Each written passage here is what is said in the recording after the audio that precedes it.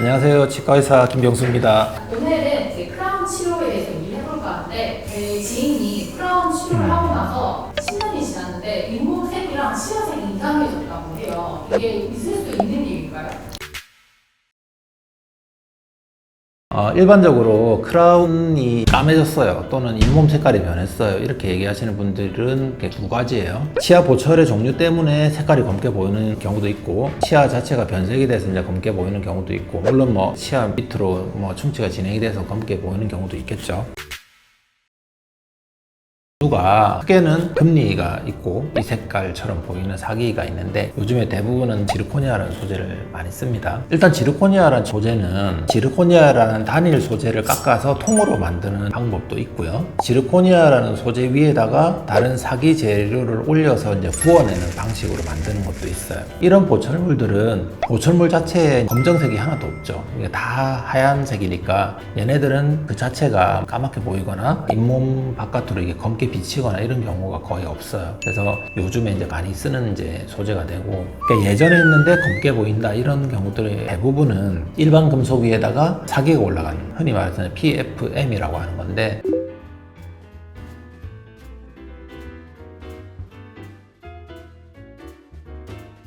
이를 해놓으면 밑에 금속 때문에 아래쪽에 어두운 그림자가 생기는 효과가 생기거든요. 그러면 이제 어두워 보이니까 검게 죽어 보이는 이런 현상들이, 그래서 이제 그런 보철물들을 요즘에 이제 지르코니아로 교체를 하시는 분들도 많이 있어요.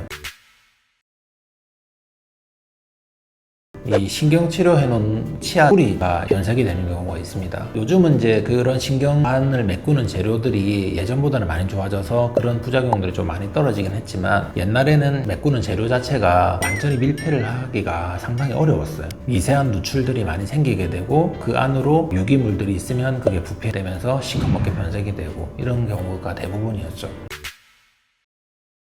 가만히 올려놓고 보는 게 아니잖아요. 밥도 먹고 말하고 있고 우리가 이를 꽉 깨물고 이를 갈기도 하고, 치아는 엄청 가혹한 환경에 노출되어 있거든요. 그러니까 당연히 마모도 생길 수 있고 깨질 수도 있고 이렇게 문제들이 생깁니다. 사실 10년 버티면 잘 버틴 거죠. 절물들은 한 번 만들면 평생 쓰냐라는 개념은 아니고, 얘들도 소모품이라는 생각으로 이렇게 정기적으로 손 봐주고 필요하면 교체를 해줘야 됩니다.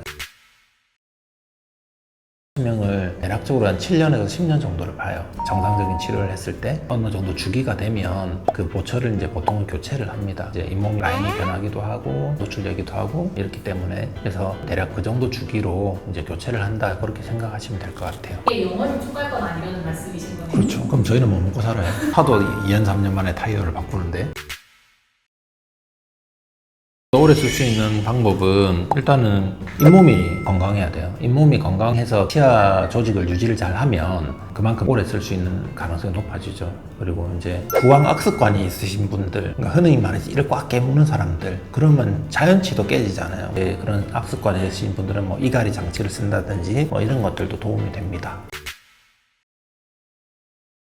다 했는데 오늘도 시청해 주셔서 감사합니다.